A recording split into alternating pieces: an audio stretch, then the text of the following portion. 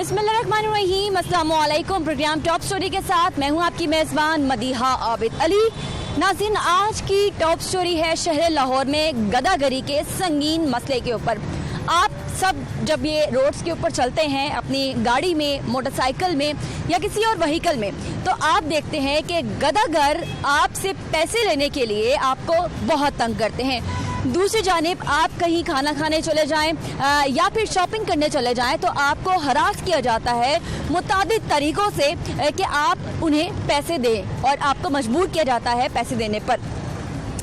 हम ये देख रहे हैं कि सीएम पंजाब उस्मान बुज़दार साहब ने हिदायत की है इदारों को कि शहर लाहौर की सड़कों पर अब गदागर जो हैं, प्रोफेशनल गदागर, वो नज़र ना आए। आज की टॉप स्टोरी का बाकायदा आगाज़ करते हुए आपको दिखाएंगे कि सीएम पंजाब उस्मान बुज़दार साहब की हिदायत के बावजूद शहर लाहौर की सड़कों का गदागरी का क्या स्टेटस है।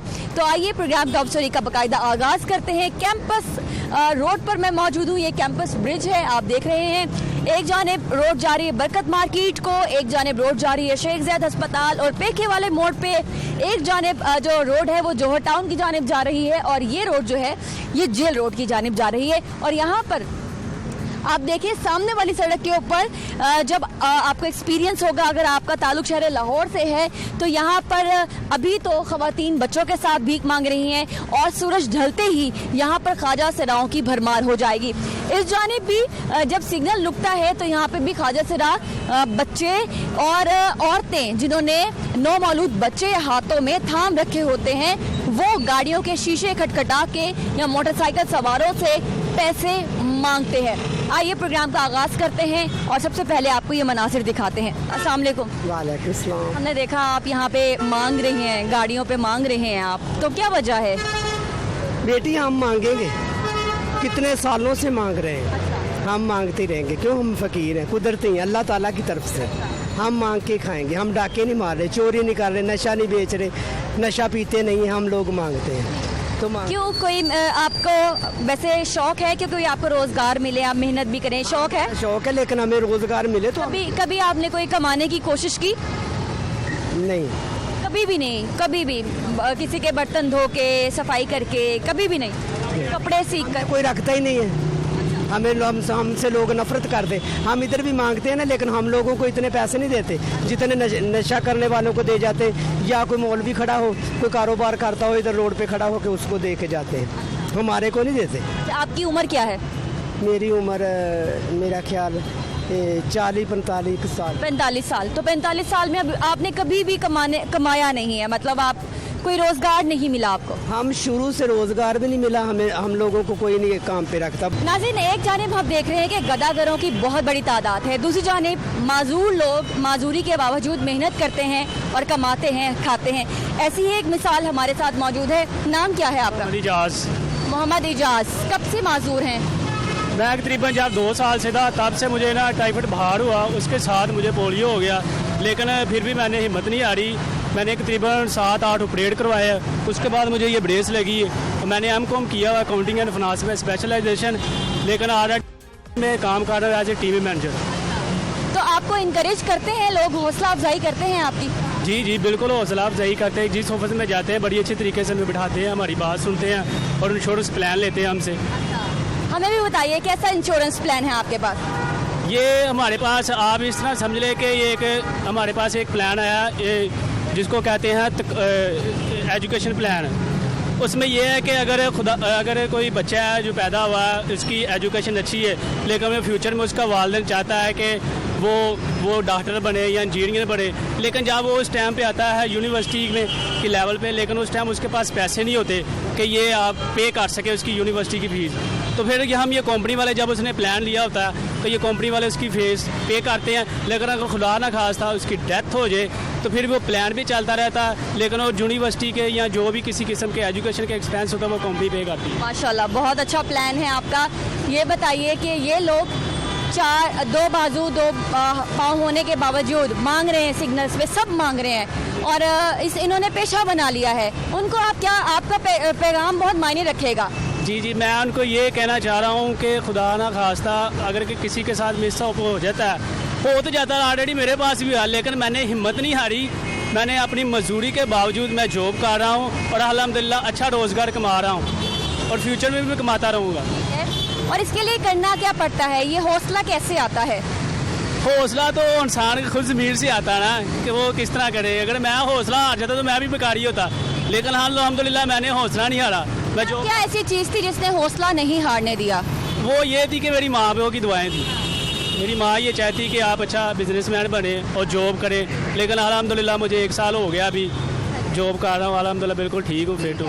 यानी कि इंसान अगर ठान ले तो चांद पर भी जा सकता है। तो बिल्कुल जाएगा, वो जाएगा अगर इंसान चाहे तो फिर सोचे और अपना माइंड सेट कर ले तो वो इंशाल्लाह ताला चांद पे भी जाएगा। बहुत शुक्रिया हमसे बात करने के लिए। अच्छा, आप दोनों एक साथ हैं?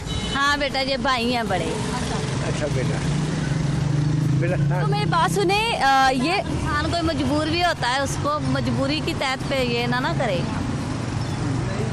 नहीं ना बेटा, नहीं करो, नहीं। आपको पता है कि ये गदागरी मना है? बेटा मेरे हरनियाँ हुईयां ने, मेरे पेट से हरनियाँ ने। हाँ। रोज ही बैठते नहीं करे वो बेटा, मेहरबानी है आपकी, मैं यही कह रही हूँ आपको। अच्छा, हैं लाहौर के रहने वाले? हाँ जी, कहाँ पे रहते हैं? असी लुहारी रहने हैं जी। अच्छा, हाँ। बच्चे हैं घर में, फैमिली है? बच्चे है ने, बीवी नहीं है। अच्छा मैं तो इस वास्ते मेरे हरनियाँ हुईयां वेख लो। अच्छा। और कोई मसला नहीं। बस तो यहाँ पे रोज बैठते हैं, रोज आप आते हैं? उन्हें कभी कभी आने हैं, रोज नहीं आते। अच्छा, लोग पैसे देते हैं आपको? देते भाई देते हैं। कितने हो जाते हैं पैसे? 500-700 होंदा, होर कितना होंदा जी। हाँ। 500-700 आप रोज बैठते हैं यहाँ पे, 500-700 ले जाते हैं? हाँ जी। कोई शुरू से ही जिंदगी में आपने मांगा ही है कि पहले काम मंडी का काम करदा था, हुण नहीं हुंदा। क्या काम? मंडी ਦੇ ਪਾਣੀ ਪੂਣਾ ਕਰਦਾ ਸਾਂ, ਹੁਣ ਨਹੀਂ ਹੁੰਦਾ ਹਰਨੀਆਂ ਦੀ ਵਜ੍ਹਾ ਨਾਲ।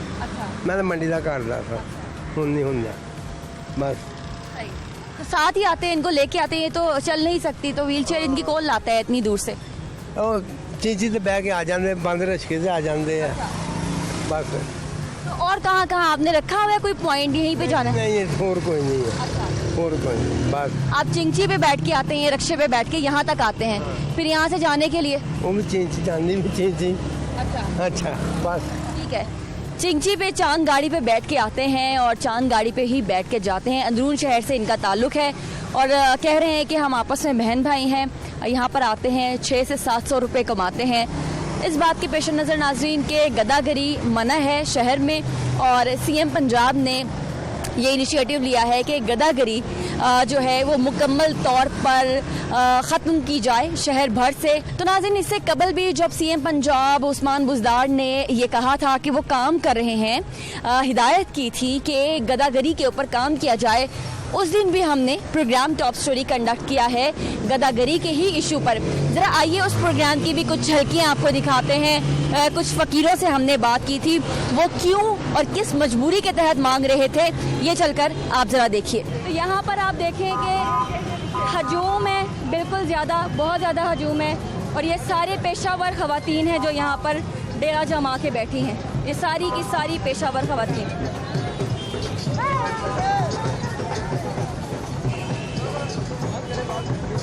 भाग रही हैं। ये लोग, बच्चा क्यों है आपके पास? वो इसके हम इस्लाम करने गई ना अंदर, तो वो आएगा, हम चले जाएंगे अभी।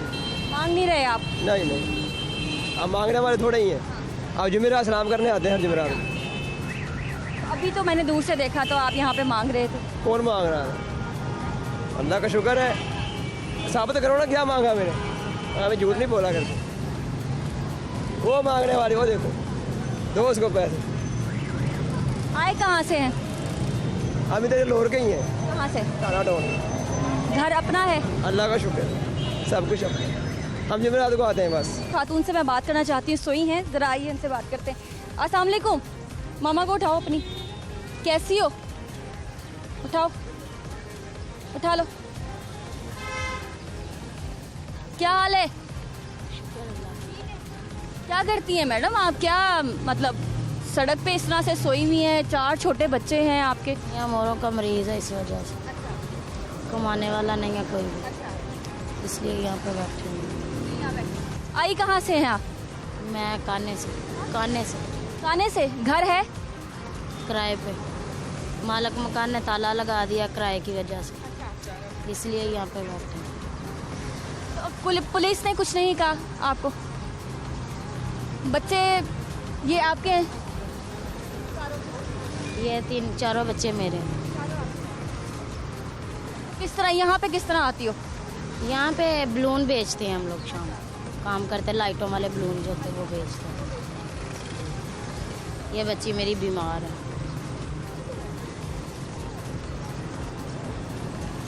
इसको क्या हुआ? सोया हुआ है ये।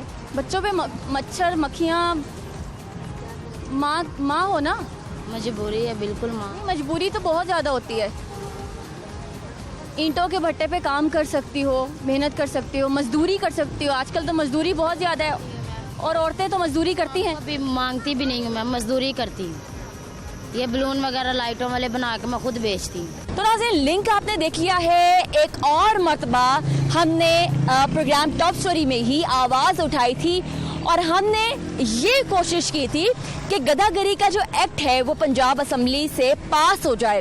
तो इसके लिए हमने सूबाई वजीर कानून राजा बशारत से इंटरव्यू लिया और उनसे ये कहने की कोशिश की कि सर खुदारा ये कानून पास करवा दें ताकि पता चले कि किसके खिलाफ क्या एक्शन लेना है।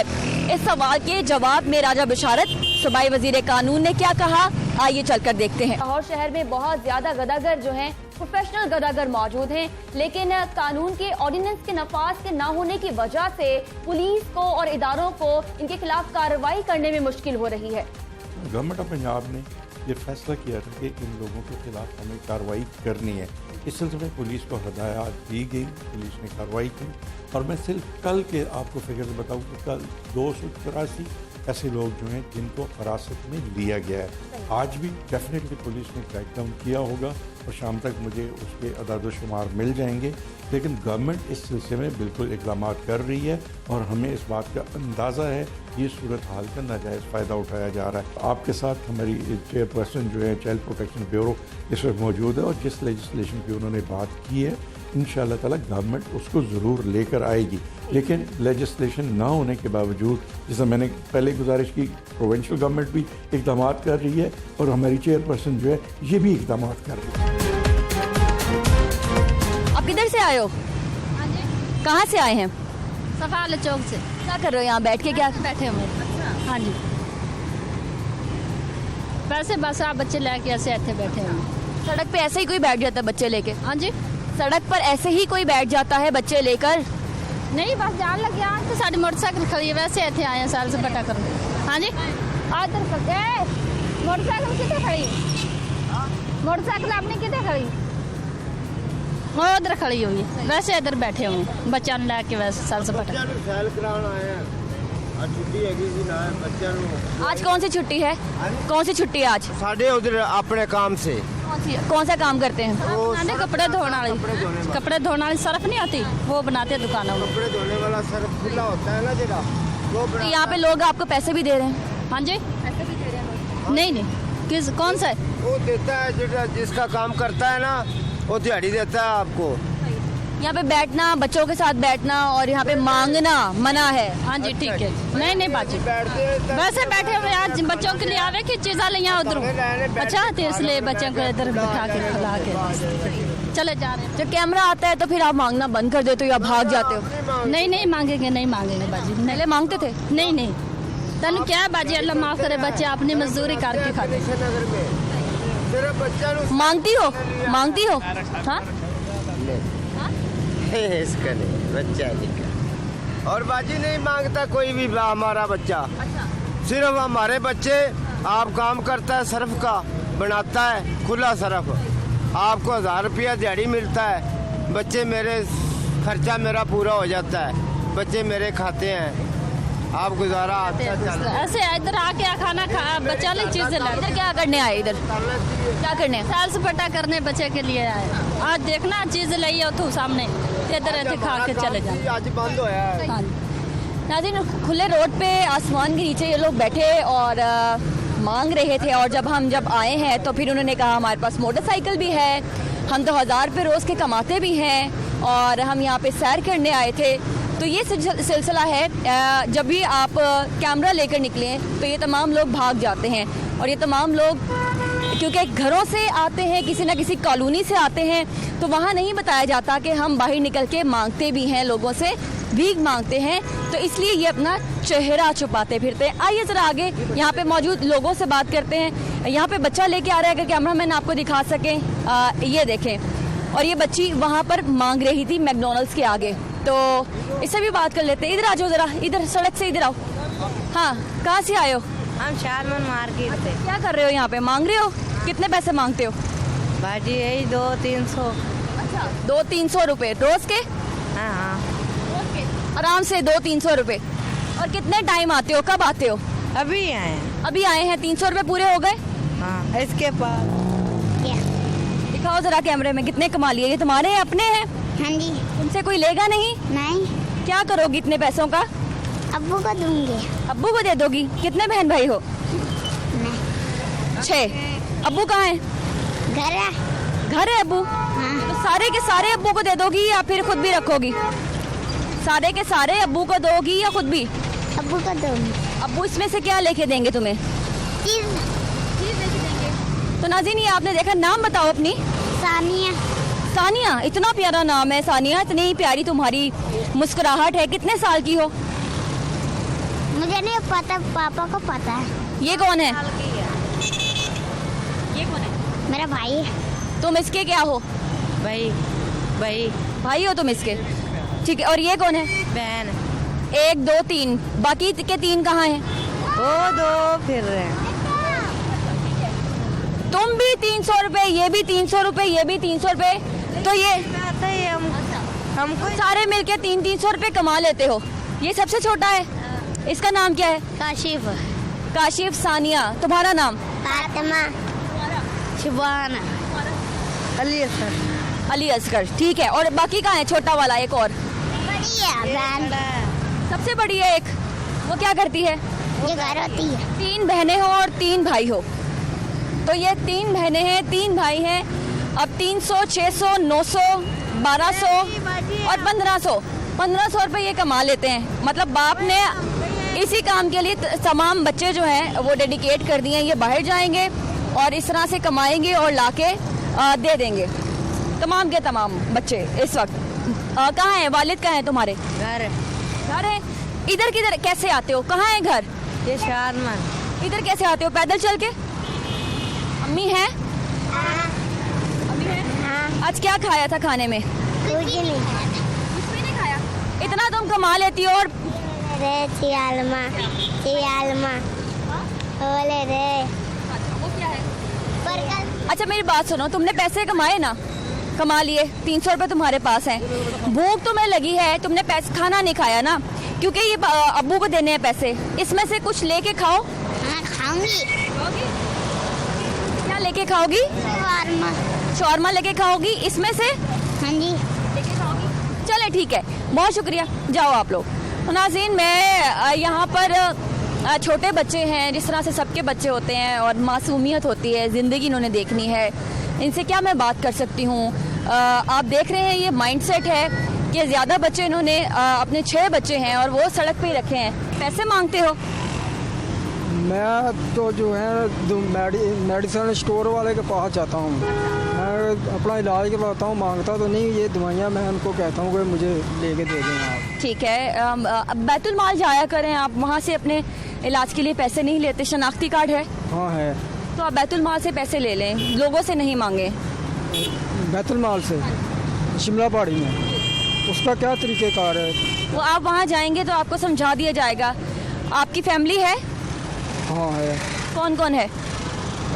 बहन है, उसके बच्चे हैं, वो बहन बेवा है। हाँ। और मैं हूँ और बाप है, वो भी बूढ़ा हो चुका है, यानी कि बड़ी मुश्किल से जो गुजारा होता है घर का। हाँ जी। तो मांग के ले लेना आसान है आपके लिए, किसी से मांग? वो अच्छा काम नहीं है। मैं तो ये चाहता हूँ कि मुझे पैसे मिल जाए, मैं कोई कारोबार करके ना अच्छा सा, तो उसमें तो आगे रोज़ी का सिलसिला जो है वो चलता रहे। कितने पैसे चाहिए?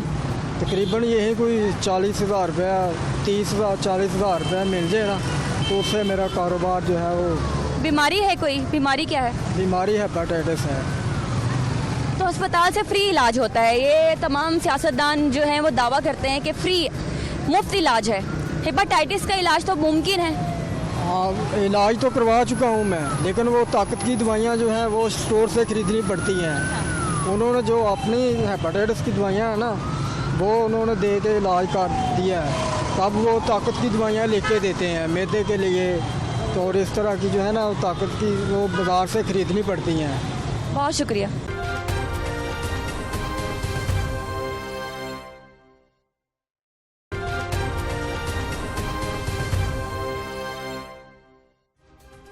वेलकम बैक नाजरीन। तो इसके नफ्सियाती पहलू पर बात करना इस वक्त बहुत ज़रूरी है, और नफ्सियाती पहलू पर बात करने के लिए हमने प्रोग्राम में दावत दी है डॉक्टर राफिया रफ़ीक, जो कि डायरेक्टर हैं शोबे नफ्सियात अप्लाइड साइकोलॉजी, और ये ताल्लुक़ रखती हैं जामे Punjab university of the Punjab से। आपको प्रोग्राम में खुशामदीद कहते हैं। बहुत अहम ये टॉपिक है, इंसान की नफ्सियात को मैंने समझना है और साथ में अपने नाजरीन को भी समझाना है। ऐसी क्या मजबूरी है कि हम अपनी लाचारगी, बेचारगी बहुत ज़्यादा जाहिर करने पर मजबूर हो जाते हैं। देखें, बेगरी के तो डिफरेंट डायमेंशंस हैं। ज़रूरी नहीं है कि लाचारगी हो, इकोनॉमिक फैक्टर्स तो हो सकते हैं, ठीक है। उसके अलावा साइकोलॉजिकल फैक्टर्स होते हैं कि ये एक इजी मनी है जो कि आपको आसानी से अवेलेबल हो जाता है, तो लोगों को एक निकम्मेपन की और एक लेजीनेस की आदत पड़ जाती है। और दूसरी बात ये है कि ये एक, क्योंकि हम इसको कहते हैं एक सोशल ईवल है। अब किस तरह सोशल ईवल है कि एक शख्स जो है वो एक फैमिली में अकेला बंदा नहीं बेगिंग करता, वो एक पूरा ख़ानदान उसके अंदर इन्वॉल्व है, एक पूरी तंजीम है, एक कह लें कि पूरा नेटवर्क है। तो ये एक तरह का नेटवर्क क्यों फंक्शनल है? क्योंकि एक हमारे कल्चरल रिलीजियस फैक्टर्स भी आ जाते हैं। लोग सदका खैरात करते हैं, लोगों के वो कहते हैं कि चलें जी इनको 10-20 रुपए दे के जो है वो समझते हैं कि हमने शायद सदका कर दिया है। फिर उसके अलावा जो है एक स्ट्रीट माफिया है, और ये और इंस्टीट्यूशंस के साथ इनका लिंक होता है। और जब आप देखें कि यूजली ट्रैफिक लाइट जब बंद होती है तो ये एक तरीके से आके एक कह लें कि हमला आवर हो जाते हैं लोगों पे, और जिस तरीके से ये नॉक करते हैं गाड़ी को, और लोग अपनी जान छुड़ाने के लिए इनको जो है वो पैसे दे देते हैं। तो ये लोगों की नफ्सियात से खुद खेलते हैं, और इनको पता है कि हमारे मुल्क में हम बहुत ज़्यादा सदका खैरात वगैरह को, रिलीजियसली भी इस चीज़ को जो है। इस चीज़ को एलैबोरेट करिएगा काइंडली कि आपने कहा कि दूसरे की नफ्सियात से ये खेलते हैं, ये क्या खिलवाड़ है? जी देखें, ये लोग खेलते हैं कि जी अल्लाह मियाँ तुम्हें हज कराइए। उनके डिफरेंट एक उन्होंने लाइंस जो होती हैं ना वो रिपीट करते हैं। उन्हें पता है कि किस लाइन को बोलने से किस शख्स को जो है वो उनको रिस्पांस मिलेगी, और वो बड़े अच्छे कह लें कि साइकोलॉजिस्ट होते हैं। वो नॉन वर्बल जेस्चर्स को नोट करते हैं, और जो लोग नॉन वर्बल जेस्चर्स इस तरह के देते हैं वो उनको और ज़्यादा जो है वो आगे आगे जाते हैं। अगर आप उनकी तरफ ना देखें तो शायद वो थोड़ी देर के बाद छोड़ देते हैं, लेकिन एक कॉन्सेप्ट होता है कि आप किसी के पीछे पड़े रहें तो आपको थोड़े अरसे के बाद वो रिस्पांस देता है। तो वो इसी रिस्पांस के पीछे पड़े रहते हैं, और लोगों को बार बार रेपिटेटिवली उनकी जो है ना माइंड के अंदर ये डालते हैं कि अगर तुम ये करोगे तो तुम्हें इसका ये जो है फ़ायदा होगा, जैसे कि तुम्हें हज अल्लाह ताला कराएगा, या वो उनको रीइंफोर्समेंट एट कॉग्निटिव लेवल दे रहे होते हैं, और वो ये रीइंफोर्समेंट अगला बंदा ले लेता है, और कई दफ़ा जो है वो इस रीइंफोर्समेंट की वजह से पैसे दे देते हैं, कई दफ़ा अपनी जान छुड़ाने के लिए दे देते हैं। ठीक है, ये आपने कहा जान छुड़वाना और उनको कोई रिस्पॉन्स ना देना। जो एक तो खिड़की के उस पार है वो फ़कीर है, और जो खिड़की के इस पार है वो जो है वो शहरी है। शहरी अगर उनसे उनको डिस्करेज करना चाहे और ना देना चाहे कुछ भी, तो वो क्या करे? जी देखिए, पहली बात तो ये है कि वैसे तो ये हमारा लीगल सिस्टम में बैंड है, बेगरी बैंड है पाकिस्तान में। तो एक तो ये है कि एक तो स्ट्रक्चरल लेवल पे गवर्नमेंट को और एनजीओज़ और इदारों को जो है वो फंक्शनल होना चाहिए, और लोगों को एक, अगर आप इंडिविजुअल लेवल पे ये करें कि आप लोगों को अगर वो नहीं उनकी रिस्पांस देंगे, वो कितनी देर तक रिस्पांस आपसे लेने की कोशिश करेंगे। अगर आप ज़्यादा देर उनको रिस्पांस नहीं देते तो वो ऑटोमेटिकली आपकी जो है वो गाड़ी से या जहाँ आप खड़े हैं उधर से दूर चले जाते हैं। लेकिन बेगरी में भी आप देखें ना कि उसमें इर्रिस्पेक्टिव के क्या एज ग्रुप है, बच्चे भी हैं, बूढ़े भी हैं, उसके अंदर माजूर हैं, हर तरह के लोग उसके अंदर होते हैं। तो हर एक की एक अपनी कह ले कि प्लानिंग है, गेमिंग है, किस तरीके से अगले से जो है वो पैसे निकलवाएं। अच्छा, आपने जो बात की है वो ये की है कि माहौल जब ऐसा ही मिले जिसमें आपको एवरीथिंग इज़ फाइन, ये जुमला जो है वो नज़र आए कि जो हम कर रहे हैं वो ठीक है, अच्छा है, इसमें कोई बुराई नहीं है, इनको ऐसा माहौल मिलता है। लेकिन जब ये पकड़े जाते हैं, इनके खिलाफ कार्रवाई होती है, इनकी काउंसलिंग और कम्युनिटी की रिहैबिलिटेशन करके उनको माशरे के अच्छे कामों के लिए यूटिलाइज करना, ये एक महज़ब कौम का शेवा है। ऐसा होता है, हम देख रहे हैं कि डेवलप्ड नेशंस में ऐसा हो रहा है, लेकिन यहाँ पर ऐसा करने की भी ज़रूरत है। उसके लिए कहाँ कहाँ काम हो रहा है, क्या ये आप पॉइंट आउट कर सकती हैं और क्या क्या होना चाहिए, ये आप हमें बता सकती हैं? जी देखिए, बहुत सी NGOs हैं जो स्ट्रीट चिल्ड्रन के साथ काम कर रही हैं और वो बच्चे वो सड़कों से उठाते हैं, उनको तालीम भी देते हैं, उनको जो है वो हर तरह की उसके अलावा खाना प्रोवाइड करते हैं और उनकी नेसेसिटीज़ पूरी करते हैं। तो ये बच्चे जो हैं वो रिहैबिलिटेट होकर अच्छे शहरी बन जाते हैं। लेकिन उसके साथ साथ ये तो बच्चों पे काम हो रहा है, लेकिन बहुत ज़्यादा बुजुर्ग और डिसेबल्ड लोग हैं, उनका कोटा सिस्टम होना चाहिए हमारे मुल्क में। ज़ाहिर है ऐसे लोगों को हम जब जॉब नहीं देंगे तो उनके पास ऑप्शन नहीं रहती। तो एक ओवरऑल हर तबके के लिए, ख्वातीन के लिए, हर एक के लिए और ऐसे लोगों के लिए, माजूरों के लिए हर सिस्टम के अंदर नौकरियां होनी चाहिए। उनको मतलब ये कि डेली सस्टेनेंस अलाउंस अगर हम देते हैं तो वो शायद बेगरी की तरफ ना आए।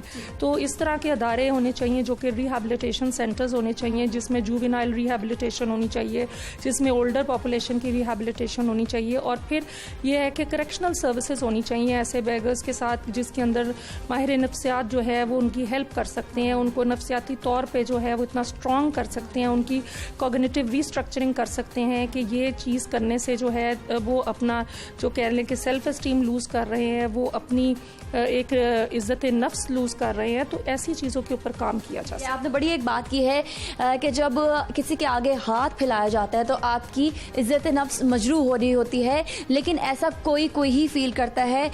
इनकी जो प्रोफेशनल बैगर्स हैं, इनकी ये जो हिस्स है ये ख़त्म हो रही है और बिल्कुल ना होने के बराबर है। आपने जुवेनाइल्स की बात की है, एल्डर्स की बात की है, ओल्डर्स की बात की है, आपने डिसेबिलिटी की बात की है। यहाँ पर ख्वाजा सराओं की तादाद बहुत ज़्यादा हो रही है। ना तो उनकी कोई इज़्ज़त नफ्स घर में रह रही है और ना ही माशरे में रह रही है। जी देखिए, ख्वाजा सराओं के साथ प्रोग्राम्स लोग कर रहे हैं और फाउंटेन हाउस एक ऐसा अदारा है जहाँ पे स्पेशल प्रोग्राम्स रन हो रहे हैं और इनकी जो जिस्मानी और जहनी ज़रूरियात हैं उनके ऊपर भी बहुत सा काम किया जा रहा है। और मेरे ख्याल में इस तरह के जो सेंटर्स हैं वो और इंक्रीज़ किए जा सकते हैं। और ख्वाजा सराओं की यह कि उनकी ट्रेनिंग की बहुत ज़रूरत है, क्योंकि सब बेगर्स एक तरफ और इनका जो तरीका है पैसे निकलवाने का वो बहुत ही कह लें कि एक हरासमेंट के लेवल पे चला गया है, जो कि मुझे खुद भी फील होता है कि वो गाड़ियों पे इस तरीके से अटैक करते हैं कि अगला बंदा डर जाता है। अगर वो देना भी चाहे तो कई दफ़ा वो नहीं देता। मेरे जैसा शख्स अपनी गाड़ी का शीशा खोल के कोई पैसा नहीं देगा, क्योंकि वो इस तरीके से अटैक आपके ऊपर करते हैं। चाहे वो ज़रूरतमंद है, हमें ख्वाजा सराओं के लिए भी कोई अदारे कायम करने चाहिए। उनको जॉब्स में जो है वो कोई जॉब्स दी जानी चाहिए। कनाडा की गवर्नमेंट ने उनके लिए स्पेशल हर जगह कोटा सिस्टम रखा हुआ है। इसी तरह मुतअद्दिद ममालिक हैं जिनमें उनके लिए बहुत सी, तो हमें भी क्योंकि वो एक काफ़ी अब उनकी तादाद भी इंक्रीज़ हो गई है। लेकिन उसमें एक और फैक्टर है ना, कई लोग ख्वाजा सराओं का रूप धार के और वो उस तरीके से बेगिंग कर रहे हैं, उस चीज़ को रोकना चाहिए, क्योंकि वो भी एक तरह का एक मेनेंस क्रिएट हो रहा है, ईवल क्रिएट हो रहा है सोसाइटी में। अच्छा डॉक्टर साहिबा, हम ये देख रहे हैं कि अभी तक जो कानूनी तौर पर काम हो रहा है वो चाइल्ड प्रेगनेंसी पे हो रहा है और चाइल्ड प्रोटेक्शन ब्यूरो इसके ऊपर काम करने की कोशिश कर रहा है, लेकिन कानून साजी ना होने की वजह से कोई खातिर खा हमें रिजल्ट नहीं मिल रहे हैं। एक बच्चा जिसने एक शेप लेनी है, उसने एक माइंड बनाना है अपना, और फिर आगे चल के माशरे की किस्मत को डिसाइड वो करता है। और बहुत ज़्यादा तादाद है और हम ये देखते हैं कि बच्चों को शो करके, हमदर्दी हासिल करके पैसे लेने की कोशिश बहुत ज़्यादा है। ये चीज़ कैसे कम हो सकती है? देखें, ये इसमें तो रिस्पांस है ना, आपकी अगर रिस्पांस एक शख्स की तरफ उस तरह की हो जाएगी, अगर हम इस चीज़ की अवेयरनेस कैंपेन स्टार्ट करें कि ये जो बेगर्स हैं और हमें लोगों को पता हो कि इनको गवर्नमेंट सपोर्ट कर रही है, इनकी फलाई कामों में मतलब कर रही है इनके लिए, तो लोगों को भी ये समझना चाहिए कि ये कोई इस तरीके से उनकी हम हेल्प नहीं कर रहे, हम इन्हें पैरासाइट्स बना रहे हैं। और वो जो छोटा बच्चा देखता है कि उसके वालिदैन पैसे ले रहे हैं तो वो बड़े होकर काम नहीं करेगा। हम लर्न करते हैं थ्रू मॉडलिंग, और ये मॉडलिंग है उनके पेरेंट्स की मॉडलिंग। और इसी तरह जो बहुत छोटे बच्चे हैं, जिस तरह उनको अक्सर हमने देखा है, स्टडीज़ की हैं कि जिसमें बच्चों को ड्रग्स दे के जो है वो सुला के वो इस तरीके से जो है वो बेगिंग की जाती है। तो ये चीज़ों को गवर्नमेंट लेवल पे भी रोकना चाहिए, इंडिविजुअली भी। अच्छे शहरी की यही अलामात है कि वो इन लोगों को जो है वो पैसे ना दें, इन लोगों को रीइंफोर्समेंट ना। ठीक है, अभी ये जो बच्चे पकड़े जाते हैं और उसको फिर चाइल्ड प्रोटेक्शन ब्यूरो में रखा जाता है, क्या नफ्सियाती काउंसलिंग के लिए अप्लाइड साइकोलॉजी, साइकेट्रिस्ट, साइकोलॉजिस्ट, इनको प्रॉपर्ली हायर किया जाता है इस काम के लिए? अभी हुकूमत की तरफ से इस साइट पर कुछ काम हो रहा है? नहीं, मेरा नहीं ख्याल कि अभी कुछ अदारों में हैं, हमारे काउंसलर्स हैं, साइकोलॉजिस्ट हैं, लेकिन अब क्योंकि ये एक माशरा, अगर हमने बेहतर प्रोडक्टिव माशरा बनाना है तो मेरा ख्याल में साइकोलॉजिस्ट और काउंसलर्स की बहुत ज़रूरत है, स्पेशली हर एज ग्रुप के साथ काम करने की।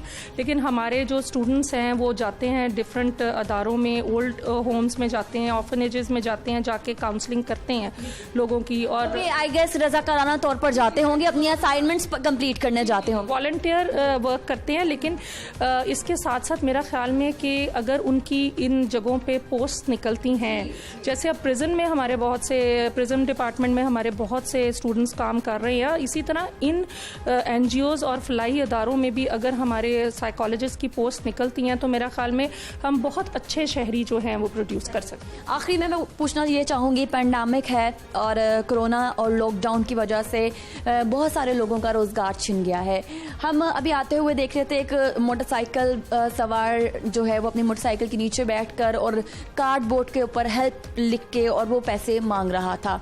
कोरोना की वजह से बेरोज़गारी बढ़ने की वजह से माशरे में और ज़्यादा एक, मैं कहूँगी कि एक कल्चर आ गया है कि आप हेल्प मांग लें किसी से। तो ये कहाँ तक जाएगी बात, इसकी आप क्या प्रेडिक्शन करती हैं आने वाले दिनों के लिए?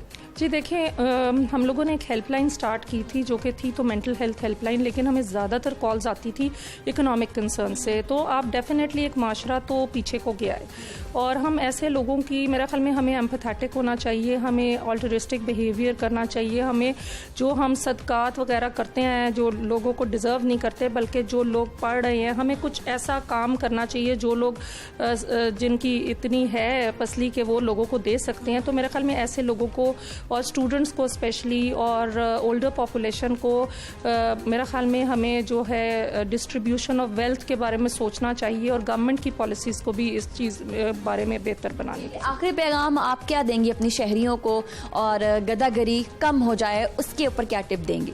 जी, मैं हमेशा एक ही बात करती हूँ कि ये हम किसी की मदद नहीं कर रहे, पैसे दे के हम एक ऐसी कौम प्रोड्यूस कर रहे हैं जो कि बिल्कुल एक तरह लिहाज से पैरासाइट बन जाएगी। तो बेहतर यह है कि आप उन लोगों को मत पैसे दें, आप किसी फलाही अदारे को पैसे दें जो कि इन लोगों को सस्टेनेबिलिटी की तरफ लेके जाए, इन लोगों की जहनी और इन लोगों की इकोनॉमिक मदद कर सकें। बहुत शुक्रिया डॉक्टर साहिबा आज के प्रोग्राम में हम अपना कीमती वक्त देने के लिए। नाज़रीन, ये थी नफ्सियाती बातें, माशरा नफ्सियाती तौर पर कहाँ जा रहा है। बच्चा हो, बड़ा हो या अपाहिज हो, खाजा सिरा हो, उसकी नफ्सियात उसको क्यों तंग करती है कि वो कमाने की तरफ, मेहनत करने की तरफ ना जाए, बल्कि वो आसानी से किसी से पैसे मांग ले और अपना गुजारा करे। इसके ऊपर हमने बात की है। प्रोग्राम में छोटी सी ब्रेक लेते हैं, ब्रेक के बाद मजीद भी हकाइक आपके सामने रखेंगे। आप हमारे साथ रहिए।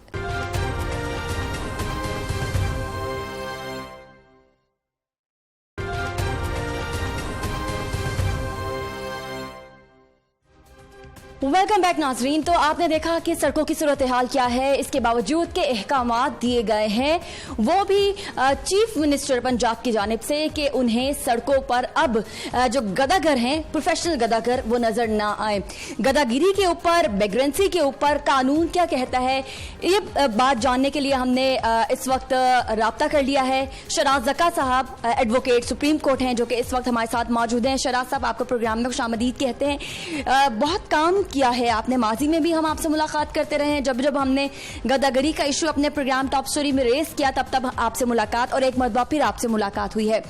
सूबे का सबसे बड़ा जो आला ओहदेदार है, चीफ मिनिस्टर है, वो खुद जब कह दे, हिदायत दे दे, अहकामात जारी कर दे कि अब सूबे में ये काम हो जाना चाहिए, उसके बाद जब काम नहीं होता तो उसके पीछे क्या वजूहात होती हैं?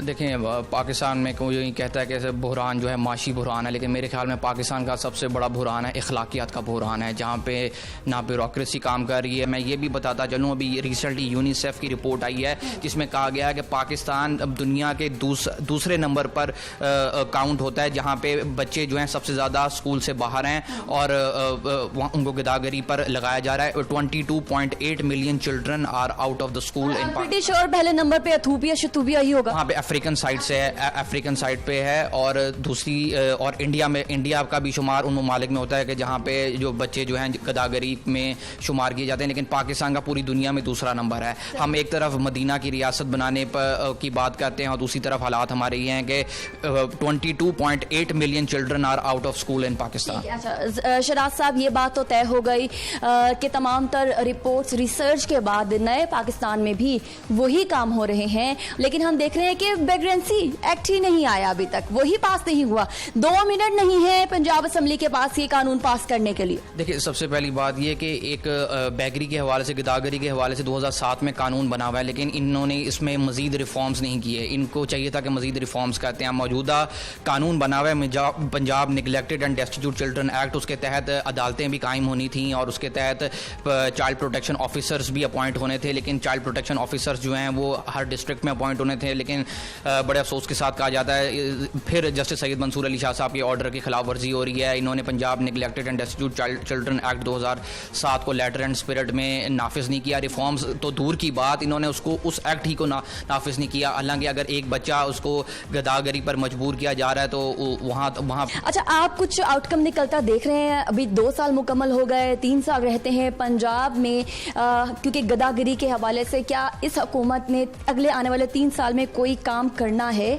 आपको नजर आ रहा है, ये विजन नजर आ रहा है आपको? देखिए, आप एक इंसान की परफॉर्मेंस का अदराक उसके माजी को देखते हुए करते हैं। अभी या मौजूदा जो हालात हैं उनको देखते हुए उनका फ्यूचर को आप प्रेडिक्ट कर सकते हैं। मौजूदा हालात में इन्होंने अभी रिसेंटली 2019 में पंजाब डोमेस्टिक वर्कर्स एक्ट पास किया था, जिसमें कहा गया था कि 15 साल से कम उम्र के बच्चे को किसी काम काज पर लगाया नहीं जा सकता, जो कि एक अच्छा कदम है, जो कि बाकी सूबों ने अभी तक ये कदम नहीं उठाया, वो एक अच्छा कदम है। लेकिन अलमिया ये है कि लॉज तो पास कर देते हैं लेकिन उनकी एग्जीक्यूशन कोई नहीं करते। अभी तक इन्होंने पंजाब डोमेस्टिक वर्कर्स एक्ट के तहत सोशल सिक्योरिटी फंड जो था वो कायम करना था, वो कायम नहीं किया हुआ, और फिर जो है चाइल्ड प्रोटेक्शन ऑफिसर्स अपॉइंट करने थे हर डिस्ट्रिक्ट में, वो अपॉइंट नहीं किए हुए। तो बात, कानून तो पास हो जाते हैं लेकिन उनको इम्प्लीमेंट करना एग्जीक्यूटिव का मुकन्ना का काम है, और मेरे ख्याल से यहाँ पे ये इनकी नाअहली है कि ये कवानीन को सही तरह इम्प्लीमेंट नहीं कर पा रहे। आप भी लाहौर के शहरी हैं, आप भी सिग्नल्स पर अपनी गाड़ी खड़ी करते होंगे जब सिग्नल लाल होता है, आप क्या देखते हैं, मनाजिर क्या होते हैं, और फिर आप as an advocate of high court of Pakistan क्या सोचते हैं कि ये चीज़ें मैं देख रहा हूँ, इसको ऐसे ख़त्म हो जाना चाहिए लेकिन वैसे काम नहीं हो रहा? देखिए, सबसे पहली बात यह कि बड़ा अलमिया कि मैं छोटे छोटे बच्चों को कामकाज पे करते हुए या उनको गदागरी पे मुलविस होते हुए देखता हूँ, लेकिन एक मैं यहाँ पे बताता चलूँ कि गदागरी के हवाले से सज़ा 3 महीने से 5 साल तक की सज़ा हो सकती है। लेकिन सवाल ये है कि सवाल ये उठाया जाना चाहिए अब तक कितने लोगों को सज़ा हुई है, कितने लोगों को चाइल्ड प्रोटेक्शन कोर्ट में प्रोड्यूस किया गया है जो गदागरी में बच्चों को मुलविस रखते हैं, और उनको कितने लोगों को सज़ा। बहुत शुक्रिया शराज ज़का साहब, एडवोकेट हाई कोर्ट हमारे साथ। नाज़रीन, ये रही आज की टॉप स्टोरी। हमने गदागरी के ऊपर आपको करंट सिचुएशन बताई है, हुकूमत पंजाब चाहती क्या है और अपने चाहने पर इम्प्लीमेंट नहीं करवा पा रही, उसकी जो टेक्निकल वजूहात हैं उसके ऊपर हमने बात की है, पढ़ी लिखी वजूहात हैं उसके ऊपर हमने बात की है, जो कानूनी वजूहात हैं और कदगन हैं उसके ऊपर हमने बात की है। अगर समझने वाले और काम करने वाले इन नकात को समझ ले तो गदागरी जैसा नासूर आपके और मेरे शहर लाहौर में ख़त्म हो सकता है, लेकिन बात नीयत और प्रॉपर प्रोसेस को अपनाने की है। आज के प्रोग्राम से इजाज़त दीजिए, अपना ख्याल रखिए, अल्लाह हाफ़िज़, पाकिस्तान पाइंदाबाद।